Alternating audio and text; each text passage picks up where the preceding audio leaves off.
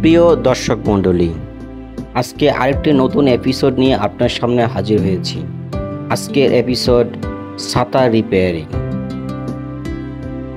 খুবই প্রয়োজনীয় একটি জিনিস। বর্ষা মৌসুম আসার আগে আপনার ছাতা যদি ভেঙে যায়, রিপেয়ারিং করে রাখুন। এটি অতি প্রয়োজনীয় একটি বস্তু।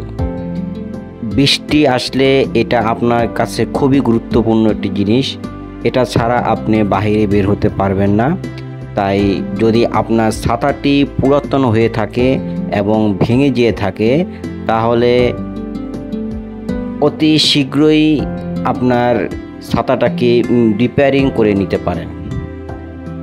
আজকের ভিডিওতে আমি এই ভাইটি নাম হচ্ছে জালাল সাহেব, তার বাড়ি ফরিদপুর ভাঙা।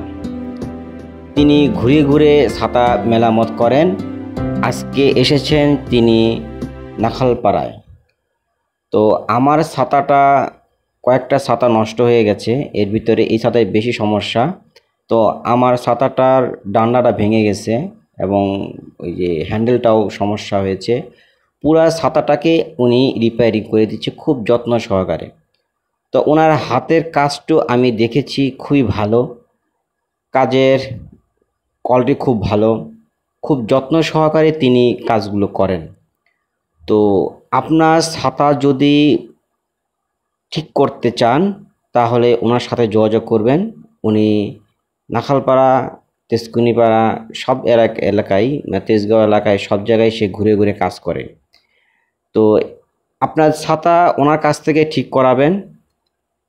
দুর্ভাগ্যবশত আমি ওনার ফোন নাম্বারটি নিতে ভুলে গিয়েছি, না হলে আমি ফোন নাম্বারটি দিয়ে দিতাম।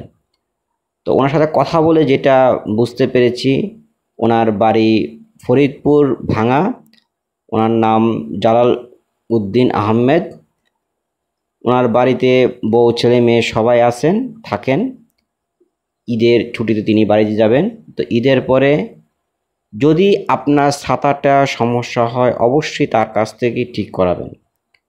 আর ভিডিওটি দেখতে থাকুন।